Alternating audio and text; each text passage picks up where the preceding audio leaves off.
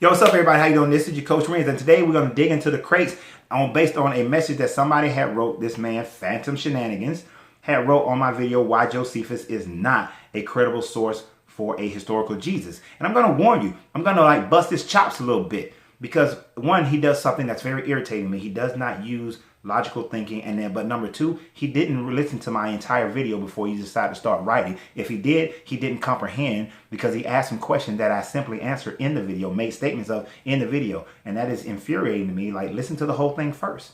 But before I go there and break this down, Born Winner spent the weekend with Kevin Wesley and his BD Evolution organization as we had a really great time shooting a documentary on why people, how people's lives have changed since leaving the Christian church or any other religion. And it was a wonderful weekend, had a great time, supported by getting a Born Winner shirt. Go to his BD Evolution page and get the shirt. Now, let's break this down.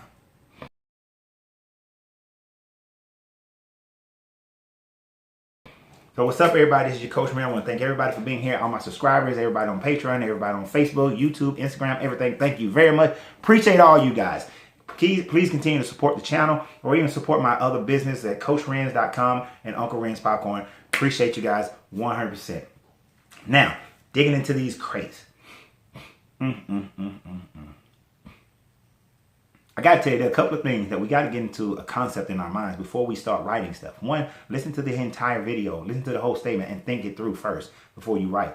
If you watch any of my videos, you know I look at not just the history that was going on or what was written, but I look at the entire political situation, the culture, the mental culture of the people at that time frame. Remember, history is written by the victors, but history is also written based on the cultural mindset and the politics of that day. And one of the most difficult things for us to do is to get our minds into their mind, to get our culture, get out of our culture and think through their culture. That's a very difficult thing to do, which is why people make statements the way they did, where this gentleman did, Phantom Shenanigans. I'm assuming it's a dude, the way he made his comments. So we're going to break this down. And then, yes, we're going to go historical. We're going to go cultural. We're going to go political. We're going to look at the whole thing. And so you guys can understand why Josephus is still not a credible source. But we're also going to break down why Tacitus nor Pliny the Younger, to which he talks about, is not a credible source either. And correct them from not reading and not listening to the entire video. All right.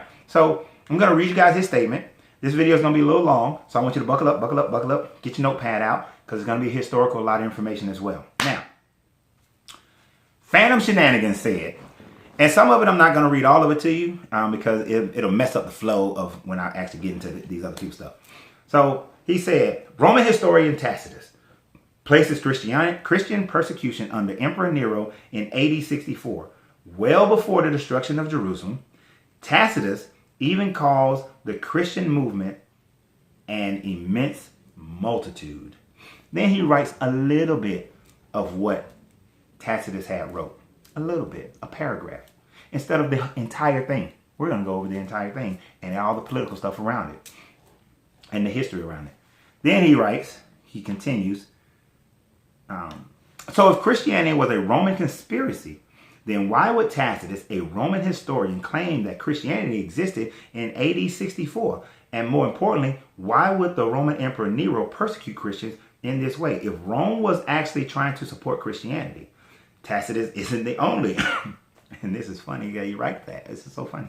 And he said Tacitus isn't the only Roman who mentioned Christianity. In AD 110, the Roman governor Pliny writes to the Roman Emperor Trajan about the Christian movement in Bithynia, which is like northern Turkey. Here, Trajan tells Pliny that Christians should be killed unless they abandon their faith. And he writes what Trajan remarks to Pliny, but he doesn't say anything about what Pliny actually wrote. Then he writes some scriptures, which of course we care less about the scriptures. But he does say that, the New Testament affirms that Jesus has all authority in heaven and all this other kind of stuff. This is why the books of Acts, Christian rhetoric. From a non-historical book, but a book that just tried to explain to you what God is to them and their culture. But anywho, so at the tail end of this, and we will go beat by beat on some of this, and I'm going to go ahead and hit the beat on this one, and that way we can go ahead and knock out the parts of my Josephus video that correlates to this. He said the Gospels and the Epistles contains different languages. You both said languages, not language. Languages, themes, and grammatical styles from one another. This reflects the multiple authors, not a single author. In fact, this is utterly inconsistent with the notion that Josephus was the single author of all 27 New Testament books. Here's the thing. This is right here is when I knew that he didn't listen to my video at all. Not the whole video. There's no way he could have, because at least halfway through the video, I'm already talking about how Philo of Alexander was one of the first persons to start writing canon texts for which will become part of the New Testament, that the Alexanders, that the Herods, and that other people over the next few hundred years would write different texts that will become part of the canon. The only thing that what he's misunderstanding is that I said that Josephus, under Vespasian, started writing the first understandings of the Hebrew Bible to be able to make that into the coming Messiah, to make Vespasian and Titus the coming Messiah of the Hebrews in order to deify them under the imperial religion of Rome.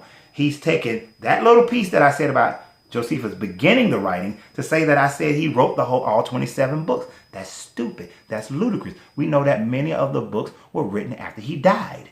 They were written after Josephus died. So why would I say that? I'm not trying to be like how people wrote that Moses wrote the first 5 books of the Bible, knowing good and well that they weren't published or written until after he had died. That's stupid, if he even existed at all. But he implies that that's what I was saying. But in my video, I clearly state that Philo and other writers were writing this book of the New Testament. And if he had listened to any of my other videos, he'd know that it is not until you get past 325 that the Athanasius really start saying which book should be part of the canon. Because there were hundreds of books out there. There were hundreds of scripture scrolls out there.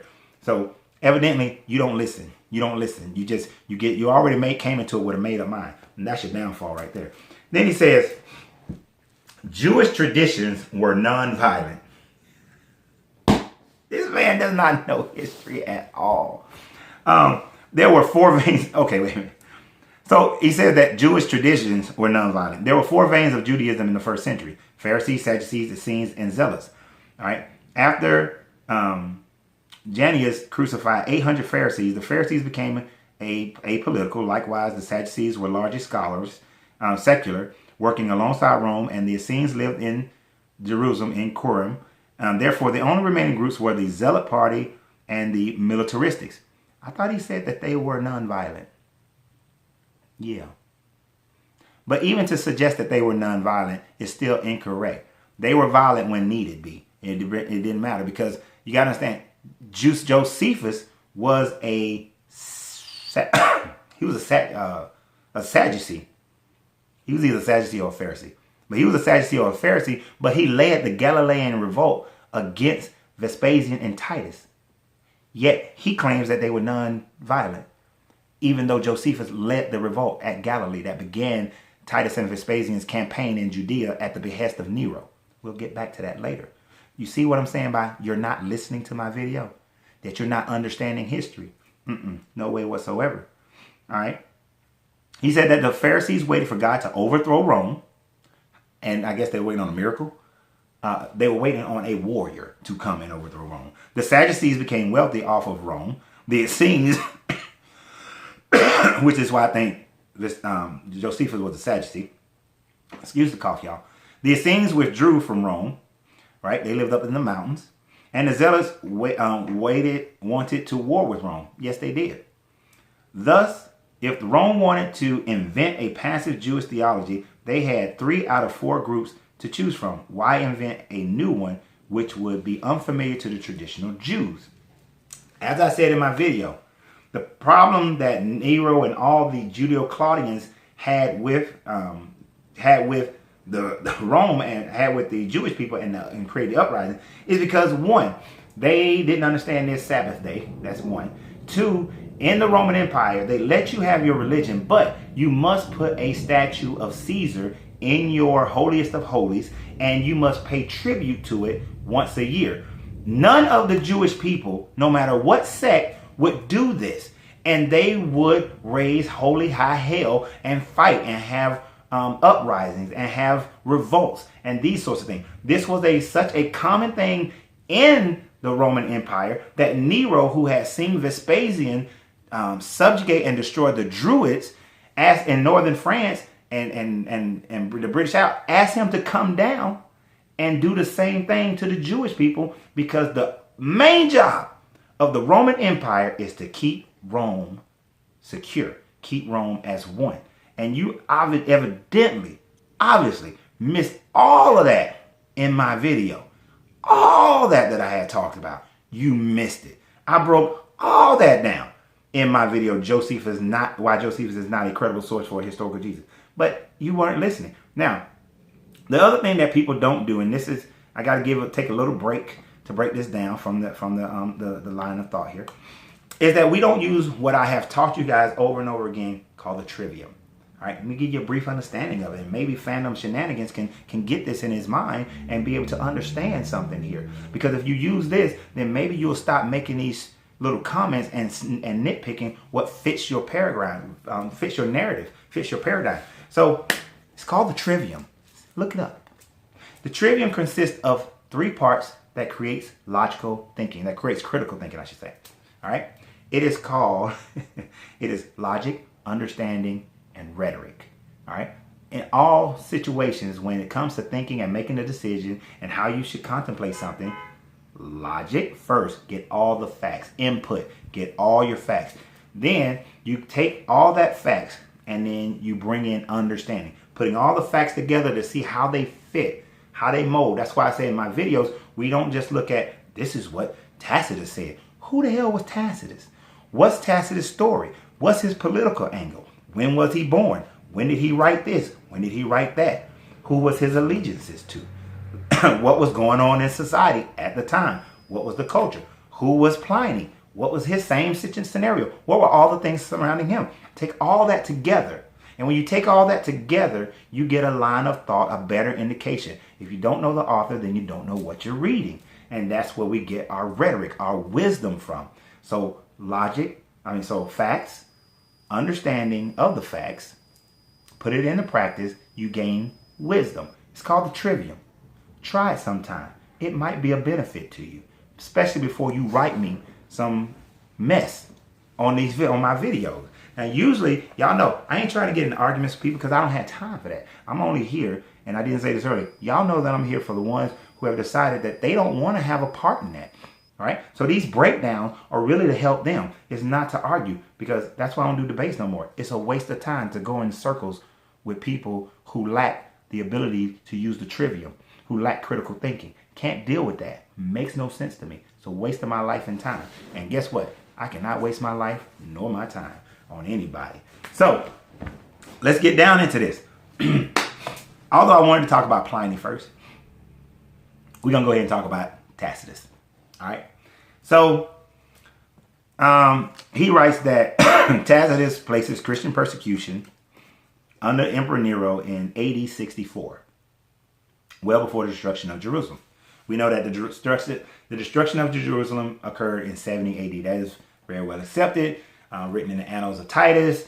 The Jewish historians, different Jewish historians, different non-Jewish historians write about it. So 70 AD is when the temple was destroyed, every stone taken off. You know, the Romans used it, used every stone of it to rebuild. Tacitus even called Christian movement an immense multitude. And then he writes a little bit part of what Tacitus said. But so let's break down Tacitus and what he says. Now, give you a little bit more understanding of Tacitus. Tacitus was born in 56 AD. And he died around 117 AD. That's very important that he died in 117 AD. He was an aristocrat. He was also a lawyer, and he was a politician. During his latter years, he was the governor of Asia, the province of Asia, which puts him in Western Turkey. Right? He's in Western Turkey. Now, Tacitus and Pliny worked together as lawyers a lot. But Pliny was more of a, even though he's younger than Tacitus, Tacitus leaned on Pliny a lot, and as far as his information when it came to Christians, because Pliny had more experience with them. Now, he talked about the fire of Nero that happened in 64. During that time frame, Tacitus was living in Rome. As a kid, he was about 8 years old. So he would have witnessed the fire. It's probably one of his earliest memories of witnessing the fire and going through all the recovery of the fire. Now, he was wealthy. He was born into a family that had means and money, so it wasn't like he was poor. But he grew up during the fire of Nero. Now, you have to understand, he's 8 years old, 64, when Nero does this fire. I had brought up my little Roman emperor's little list thing here. Here's something that's very important you should understand. Nero was ousted in 68. So you got Tacitus, he's 8 years old in 64. 4 years later, right, he's like about 12 years old. Nero gets ousted. He's no longer the emperor. Everybody's hating on Nero, right? You don't like Nero. He's horrible. We don't like this dude. He was wrong. He started these fires. You know, he is the target of people. You can speak out against him now. You have to understand, back in those times, you couldn't speak out against the emperor. If you spoke out against the emperor, you run the risk of death or other punishments. So you didn't speak out. They could easily just come to your house, falsify a trial, and kill you. You didn't have the civil liberties that you have today back then. So, and we don't put ourselves in that conscious state of understanding that back then life was totally different. But Nero just got disposed while he was 12. He's growing up. He's hearing his parents and his uncles and cousins talk down about Nero in their homes, seeing that the politics are talking down about Nero and the Julio-Claudians, because the Flavian dynasties is getting ready to start. It was started, and he grew up into his adulthood during the Flavian dynasty, right? Now, if you saw my video on Josephus or the origins of Judaism, Islam, Christianity, then you know that it is the Flavians who worked out a deal with Josephus. Well, they didn't work out a deal. He just told Josephus what he's going to do.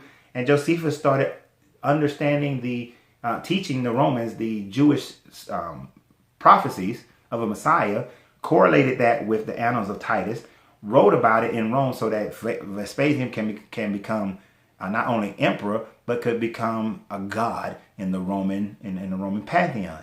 And this also helped Titus to become a god. He was assigned as Titus's valet and interpreter and negotiator and all this as Titus continued to conquer Judea, because Vespasian got called back to Rome. Because during after Nero was disposed, you had other people who became emperor for like 7 months, 3 months, 8 months, until Vespasian finally took over in 69 and became the emperor of Rome, and as part of the Flavian dynasty. Now, so we have that. We're going to get back to the Flavian dynasty in just a minute. So let's look at what Nero actually wrote and break it down a little bit. So now you have to understand that not Nero wrote, that Tacitus wrote. Tacitus was not a friend of Nero. He grew up in an environment where people did not like Nero. They talked bad about Nero. They realized that Nero had started the fires himself, that he was gluttonous, that he was very self-absorbed, that he was very damaging to the people. And the thing about it is that Nero, so when the fire started and Nero authorized the fires, he was 40 miles away in Antium. And while he was in Antium, he didn't respond to the fires until he got closer to his domicile, his house. Then he came to Rome and then started giving out orders and helping people and that sort of thing to put the fires out. But it burned out like 2/3 of Rome was burned over a 6-day period. And even the story of Nero fiddling on the roof is falsified. See, first of all, people always thought Nero was there the whole time, but he wasn't. Then this idea of him fiddling on the roof was falsified because you know why? You know why? Because there was no such thing as a fiddle during that time frame. You see how we can get some information and we just run with it forever? But there was no such thing as a fiddle. It hadn't been invented yet during the Roman fire. Right? Now, could he have been playing a different instrument? Sure. It wasn't a damn fiddle, but that's what we all believe. So he wrote, consequently, to get rid of the report, Nero fastened a guilt and inflicted the most exquisite tortures on a class hated for their abomination called Christians by the populace. Christius, for whom the name had its origin, suffered the extreme penalty during the reign of Tiberius at the hands of one of our procurators, Pontius Pilate, which is interesting. For Tacitus to be such a historian, he calls Pontius Pilate a procurator. But true, at the time frame that he was writing this in 116, this was written in 116, it happened in 64, so 50 plus years later, he's writing about this, right? And he's got his own biases now. The governors were called procurators at this time frame, but they were called prefects at that time. When we write about people in the past, we call them by their titles from back then. So that's an error, all right. And a most mischievous our procurator Pontius Pilate, and a most mischievous superstition, thus checking for the moment, again broke out not only in Judea, the first source of the evil, but even in Rome, meaning that it grew in Rome.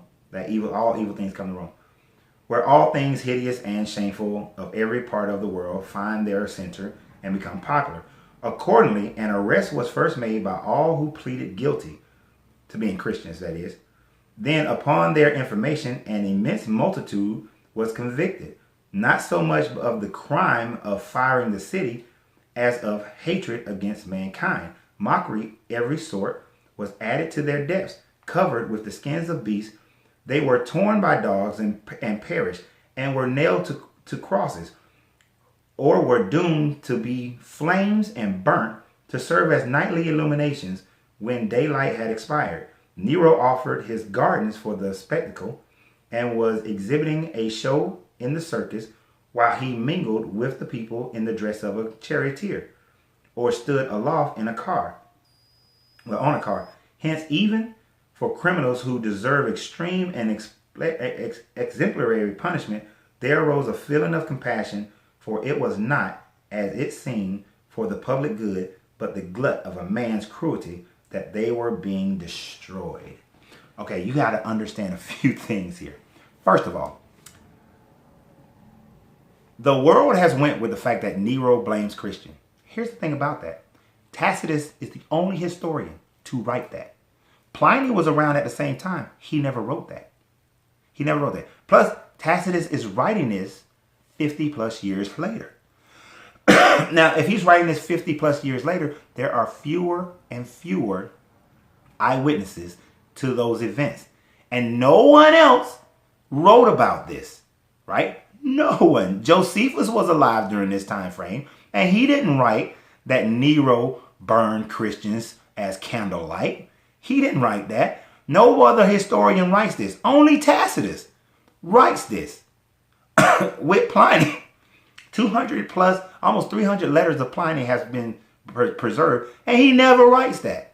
Something of that magnitude would have been written by more than one person, but he takes it as that must be the truth, because what it do? He said that it created compassion from the people because they were so pissed at the gluttony of one man. This ain't written to put Christians in a good light. It's written to make Nero look bad. That's what this is written for, right? He used the term Christus, but it was Cresty. It was Crestins. That's a minor thing. He got the Pontius Pilate rank wrong. We can say that's a minor thing. He's dying. He dies a year later, so maybe he's just old. You know how old people can get sometimes with the mind, right? But he never writes this any other time. He never writes this until he becomes a governor, until he becomes a procurator himself. He has power. So he writes his name. And who's going to challenge him? Who's going to challenge him? Right? Most of the people who would have known about it, they're old or dead. Right? So they're not challenging him. And they just go with it. And he says that he opened up his gardens for the spectacle. No. Historically, Nero opened up his garden as a safe haven for people. Mainly rich people, but he opened up his garden for a safe haven for people and to organize putting out the fire. So this is propaganda, and he used Christians for that. Now, were they Christians by 116? Sure. As I said, Vespasian had his writings of this subjugated Jewish religion that becomes Christianity. So were they? So almost 100 years later, are there Christians? Yes. That's just like, look at the time frame from Joseph Smith to today, 100 plus years later, or even if it's that, of Mormons, and there are literally hundreds of thousands of Mormons, maybe even a million. I don't know how many Mormons there are, but it doesn't take long to grow a movement. It doesn't take long to grow a movement.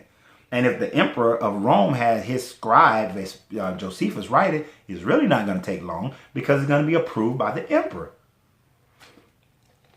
And you have to understand, back then, being approved by the emperor has more power and weight than being approved by the president or of Congress or the Supreme Court in America. The emperor says something, it is what it is. You don't question it. You just go with the flow. So that's what he talks about, and then goes on to say, if Christian was a Roman conspiracy, then why would Tacitus, a Roman historian, claim that Christians existed in 64 AD? And more importantly, why would the Roman Emperor Nero prosecute Christians in the way if Rome was actually trying to support Christianity? And again, you're making a mistake without thinking.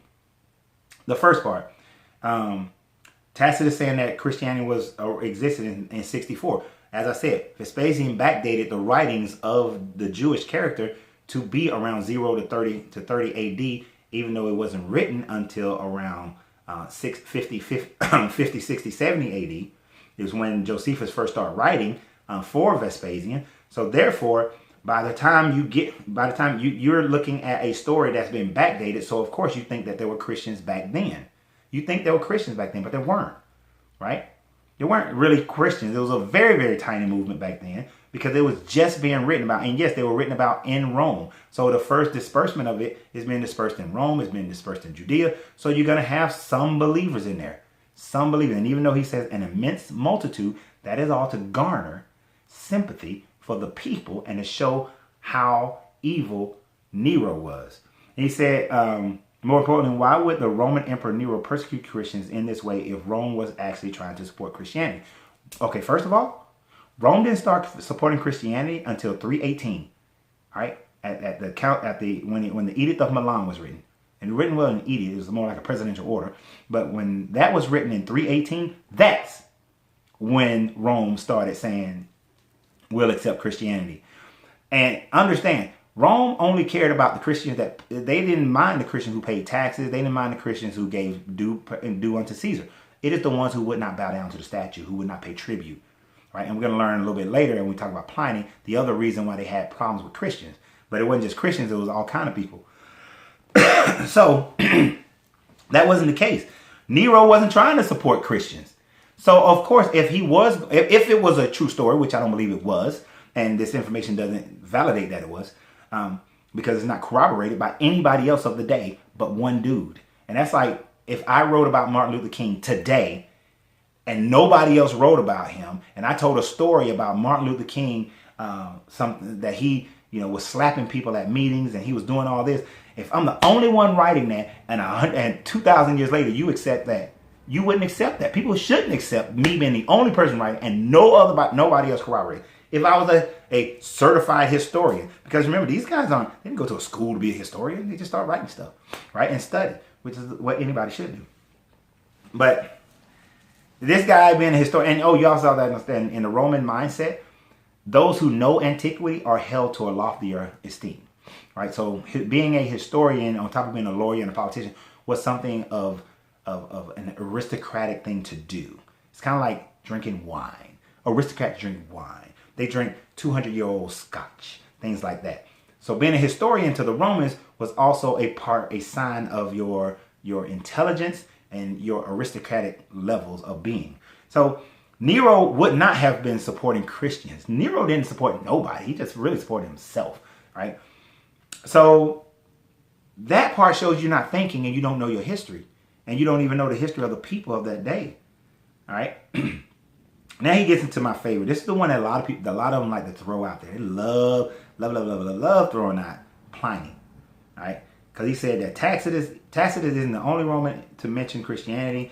In 110 AD, which you're actually 2 years off, it's 112 AD, the Roman governor Pliny writes to the Emperor Trojan about the Christian movement in Bithynia. I keep saying that wrong. And Trajan tells Pliny that Christians are to be killed unless they abandon their faith. And Trajan writes, and he wrote what Trajan wrote, okay? Here's the thing. He didn't tell you nothing that Pliny actually wrote. Okay? So we're going to break that down a little bit too. And mind you, even if Christians were being burned, okay, so he's writing in 116 about the Pontius Pilate story, which shows that story had been mystified by now, that enough time has went by that people are telling the legend, right? It doesn't take, look how long did it take us to have a legend of John Henry, to have a legend of Paul Bunyan, to have a legend of any of these people. It doesn't take long. It takes a generation or two, 40 years, and you can tell a legend. We're talking about something that was written in 116. So, of course, it's been legendized. It's been mysticized by then. And it shows that people were worshiping Jesus as a, that by this time, by 116, that there is the worship of Jesus. But by 112, we know there is the worship of Jesus based on Pliny. Now, showing that there's the worship of Jesus does not prove Jesus existed. Okay? There's the worship of Satan. Doesn't prove that Satan existed. There's the worship of Buddha. Doesn't prove that he existed. There's the worship of tree spirits. Doesn't prove that tree spirits exist. Just because people worship it doesn't prove it exists. People on the American ballot during the last election, these nuts was on most of the ballots. These nuts didn't exist. Just because he's on the ballot, 200 years from now, people are going to believe that there was an actual live person named These Nuts who was on the ballot. It is the same thing. Just because people believe something doesn't mean that it was real, okay, or that it happened. In the same way, Christians being held as kind of like, side note, I remember I had to break this pastor down for that BS that he taught this in church, right? And just to gain the sympathy of the people that he was talking to. So anyway, first, before I read what Pliny's response was, because even though he wrote a little bit of it, let's look at the actual letter written by Pliny. This may be a little long. It's about 7 paragraphs. So Pliny was having this problem. He was having Christians and everything. And he says, and this is as is translated by W.S. Davis. Good Lord. Oh my Jesus. I keep coughing. Jesus, help me. Okay, that was wrong. My bad. I'm not editing that out. All right. It is my custom. This is Pliny writing to Trajan. It is my custom, sire, to refer to you in all cases where I am in doubt. For who can better clear up the difficulty and inform me? I have never been present at any legal examination of a Christian, and it would have been Crestius. And I do not know, therefore, what are the usual penalties passed upon them, or the limits to those penalties, or how searching and inquiry should be made. I have hesitated a great deal in considering whether any distinction should be drawn according to the ages of the accused, whether the weak should be punished or as severely as the more robust, or whether or not a man who has once been a Christian gain anything by recanting. Again, whether the name of being a Christian, even though otherwise innocent of crime, should be punished, or only the crime of gathering around it. Now that is very key. He's writing now he's validating that there is a group called Crestius, because this shouldn't say Christian, it should say Crestius. And the word Crestius was Christians was used for different sects back then. It wasn't just used for those who became Christian. So the crime though here, the problem is that Trajan had an edict out that people cannot gather. People can't organize. You know how like in America you have the freedom of assembly? Trajan said you do not have the freedom of assembly. You cannot gather. And the problem was Christians gathered routinely. And you'll understand why. And it'll sound familiar to you in a minute. All right. So that was the crime. He was asking, is the crime being Christian, or is the crime the fact that they're gathering? All right. He says, in the meantime, this is the plan to which I have adopted in the case of those Christians who have been brought before me. I ask them whether they are Christian. If they say yes, then I repeat this question a second time and also a third, warning them of the penalties involved. If they persist, I order them away to prison, for I do not doubt that that be their admitted crime. That be their admitted crime. What it may, their propensity and inflexibility, obstinately, securely ought to be punished. Now, what he's talking about is the fact that they're gathering, but also, and he's going to say it a little bit here later, the fact that they don't pay tribute to the statue of Caesar. See, they're breaking two laws. They're, one, having unlawful assemblies, and then two, they are not giving tribute to Caesar. The reason why Rome, the other Roman emperors abandoned the Flavian dynasty and what they were doing, because you got to, let me tell you something real quick, who Trajan is. All right, so you had the Flavian dynasty started after Nero, right? But by the time we get to Trajan, Trajan is not a Flavian. He's a Nerva-Antonian dynasty. He's not of the Flavian family. The Flavian goal of creating a docile Jewish religion didn't work. It just didn't work because the Messiah thing was still there. The being off on Sundays is still there. Or the Saturday, whichever day it is, was still there. And the not bowing down to other gods and giving tribute to Caesar is still there. So the same problem they had with the Jews, they got with Christians. So it's still revolts going around the Roman Empire. And the revolts were big enough that it brought the notice of the Roman emperor. So, and they knew Christians or Christians were a very primary group who was doing this. And so he had some in northern Turkey. So they were meeting and they wouldn't give tribute to Caesar. Then he goes on to say that there were others who showed similar mad folly, whom I reserved to be sent to Rome as they were Roman citizens. Later, as commonly the case, a mere fact of my entertaining the question led to the multiplying of accusations, and a variety of cases were brought before me. An anonymous pamphlet was issued containing a number of names of alleged Christians who denied that they were or had been Christians, and called upon the gods with the usual formula, reciting the words after me, and those who offer incense of wine before your image. Many recanted and went back to the Roman gods and then bowed down to the statue of Trajan, right? Now, one thing that was going on during this time frame, the Roman religion was losing people. They were having their great falling away.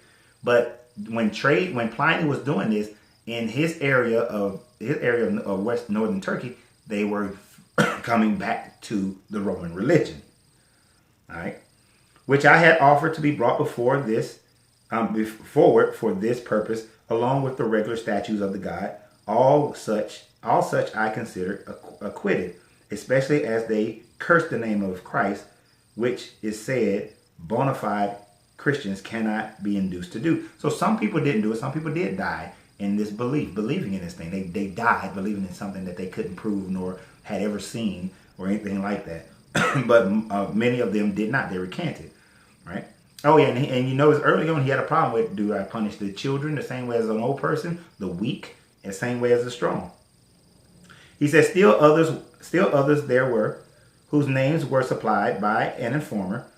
These first said they were Christian, then died, insisting they had been, but said so no longer. So they gave it up. Amazing how the threat of death will cause people to give up their belief. And as far as many people in today's world, many of you are of these religions because somebody threatened somebody else's life way back in the day and they gave up their ancestral belief and joined the Christian cult.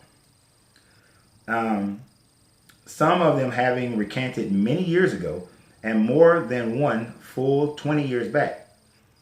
All these worship your image and the God statue and curse the name of Christ. Understand, he sent out a pamphlet with all these people named who used to be Christian. Then when these people were rounded up, they came and said, no, dude, I ain't been a Christian for 20 years. To hell with Christ. Forget that dude. And this is why it was like they're being accused without any accusers. Just false accused, just being accused of it. But they declared their own guilt of error and were simply this. On the fixed day, they used to meet before dawn and recite a hymn among themselves to Christ, as though he were a god. They started worshiping Jesus. So at least we know in 112, when this was written, that there were people who thought that Jesus was a god. Right? He had been deified to the point of being a god at this point. so far from the so far from, but they were meeting, which was illegal for them to meet. That's the problem. All right. So far from binding themselves by oath to commit any crime, they swore to keep from theft, robbery, adultery, breach of faith, and not deny any money deposited with them when called upon to deliver it, and meet again and take food. But it was of no special character and entirely harmless. They also had ceased from this practice after the edict I issued, by which, in according with your orders, I forbade all secret societies. So he's explaining to Trajan, their only crime that they're committing is that they're meeting in secret, which is against the law. I put an edict out based on what you said, and this is their crime, and they keep doing it. But they supposedly ceased. But for the ones who don't, we bring them in. He said, I then thought it be more needful to get at the fact behind their statements. Therefore, I placed 2 women called deaconesses under torture, but I found only a debased superstition carried to great lengths. A debased superstition carried to great lengths. For I postponed my examination and immediately consulted you. Because he was torturing these women, but just found a superstition. This seems to be a matter worthy of your prompt consideration, especially as so many people are endangered. Many of all ages and both sexes are put into peril for their lives by their accusers. And the process will go on, for the contagion of this superstition has spread not merely through the free towns, but into the villages of the farms. Still, I think it can be halted and things set right. Beyond any doubt of temples, which were nigh deserted, are beginning again to be thronged with worshipers, meaning the Roman temples are being filled up again. And sacred rites, which have long lapsed, are now being renewed, and the food for the sacrificial victim again finding a sale. Throughout to recently, it had almost no market. So people began to make money again off the Roman religion. So one can safely infer how vast numbers could be reclaimed if only there was a chance given for repentance. Basically, Pliny is saying that, okay, I don't think we should be killing all them because we're losing our congregation, but they're coming back and they're giving up this Christian thing. And that if we keep giving people an opportunity of forgiveness, that they will keep coming back, and we give them an opportunity to recant and bow down to your statue. And tell them to stop having these secret meetings. The secret meetings were a problem because they knew the Jewish and Christian revolts emanated from the secret meetings.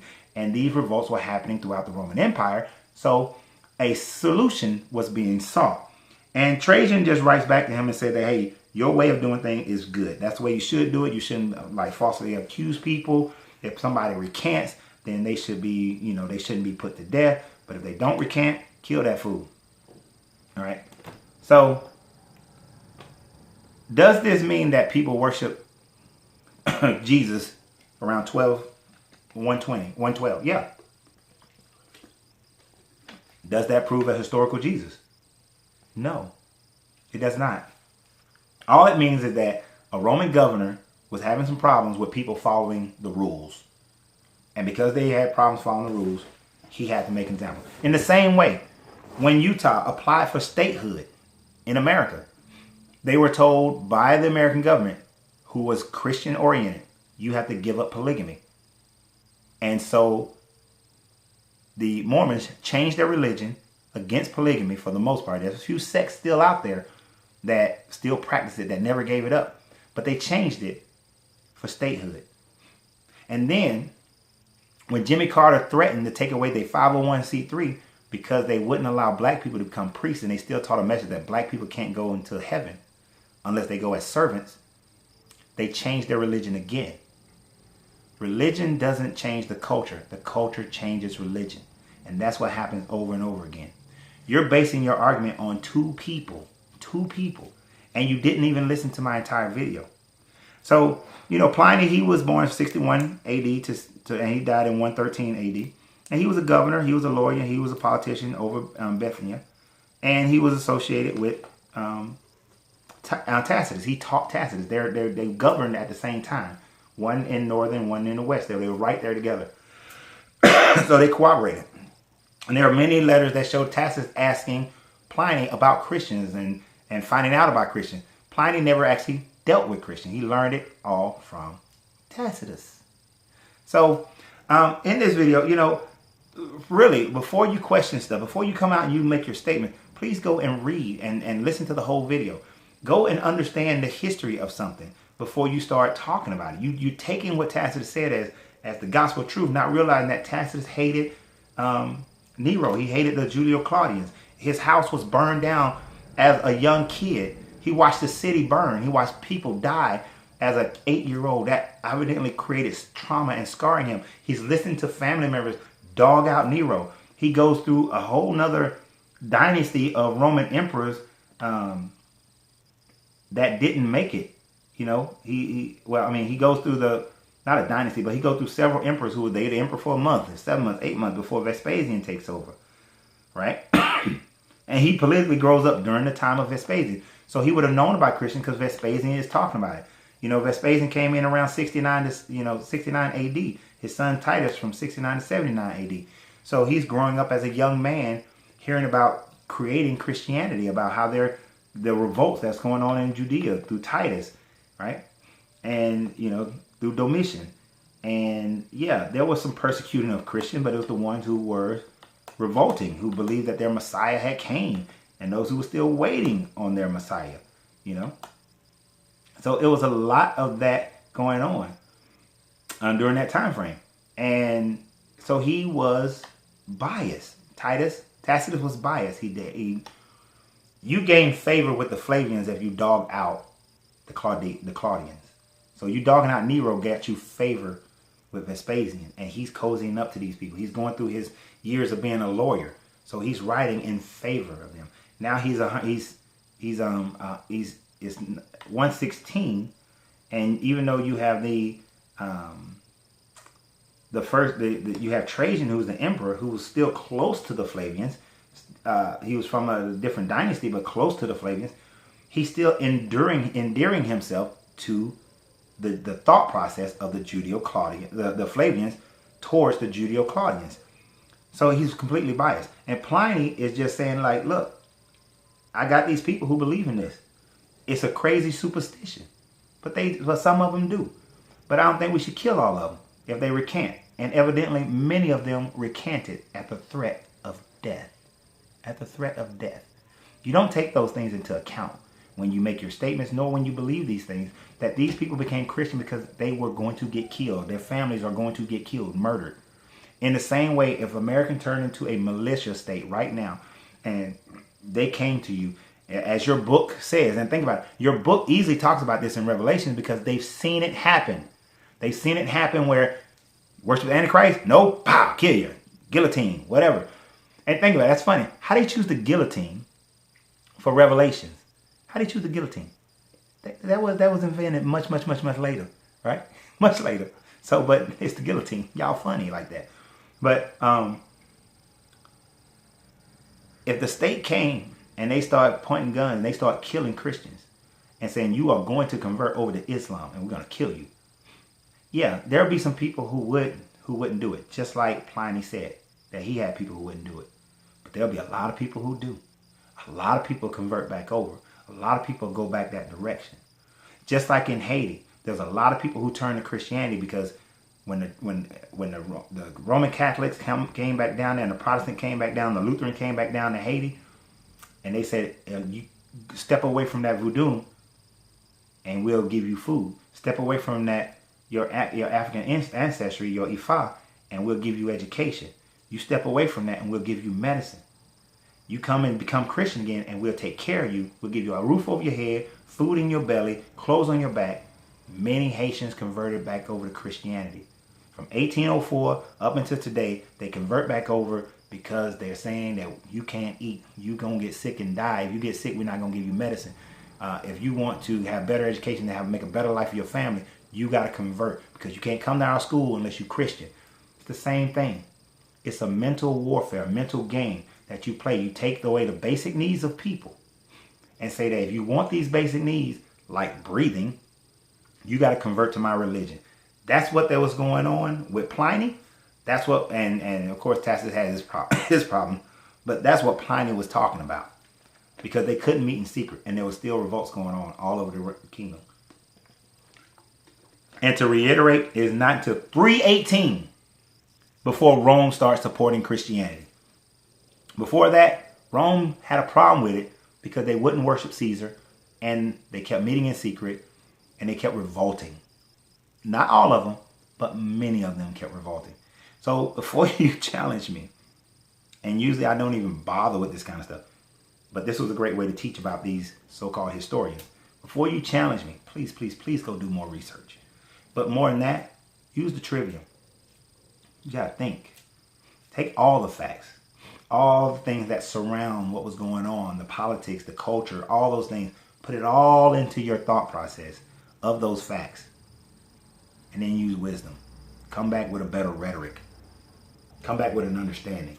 You do that, and I guarantee you'll see these things totally different. There's no way you can look at these writings and see them the same way. The fact that no one else wrote about Nero using Christians as light and blaming Christians. But the world has been telling you that for centuries, and you just accept it. Only one dude talked about it. Come on, man. You better than that. I know you better than that. I know you smarter than that. I know all y'all smarter than that. All y'all got more sense than that. Than to sit here and just say that because one dude wrote it, I'm going to accept it. Because a dude said that, oh, God inspired me to write this book. If I said today that God inspired me to write a book, a New Testament to the New Testament, a new gospel, y'all wouldn't accept that. But 200 years from now, you'll accept it. People will accept it. Oh, he wrote about it. And then he went out and he healed the sick. And he fed people. You know, he did this. I'd be legendized in 200-300 years. And all of a sudden, I'm just as big as Paul. I'm just as good as Peter. I'm just like all of them. And y'all accept it. And people accept it. David Koresh will be somewhat of a deified entity probably 200 years from now. Just the way it is, the way the story is told. Just the way the stories are told. You know? I don't have any proof that Martin Luther King actually committed adultery against his wife. But, against Coretta. But in the movie Malcolm X, the autobiography of Malcolm X, in the movie Malcolm X, they say it, they kind of tie it in. 300 years from now, if somebody's watching that movie, they will take that as truth, that Dr. King was having affairs on his wife. And they'll take it as truth that Malcolm was being watched by the FBI. They'll take all those things as true, because that's what their documentation would say. And they wouldn't have anything else to go against it. And if you don't, what can you say? And in a time frame where people will kill you if you went against it, what are you going to say? What are you going to do? You going to tell Pliny that he's wrong? You going to tell Tacitus that he's lying? And you have no proof because it happened 50 plus years ago? No. He's a Roman governor. It's not going to happen. So we got to think, people. We got to think. That's why I always say you got to free yourself to be yourself, because your greatness is non-negotiable. As long as you don't think, you are always subject to whatever everybody else thinks, what the government thinks. Your mind becomes the government's mind at that point. Just like many of you staunch Democrats and staunch Republicans, and you don't even think about what they're saying, nor do you even pay attention to what they're doing, which is more important, what they're doing. You're not even paying attention. You're not even paying attention. But you got to pay attention. That's the only way we change everything. The only way we become born winners is to change how we think, change how we act, change our perception of the world, and change how we respond to the world. All right? And that's what we about. And that's what I'm about. And we had a great conversation about building. Now, I'm one that I can't stay in conversation that does not have any material effect afterwards. So even though we talked about building, it's got to happen for real. It's going to happen for real. Just like I'm building my business, you got to build your business. You build your business, then let's support each other's business. Then as we continue to support each other's business, we start doing other things to bring in more people who just want to build community. I don't care what you believe, as long as you believe in building community. So y'all have a great day. Remember, you got to free yourself to be yourself. Watch these other videos. Support the channel. Support my popcorn shop. If you want some coaching, support my coaching company. at CoachRenz.com. But y'all have a great day. And remember, you got to free yourself to be yourself because your greatness is non-negotiable.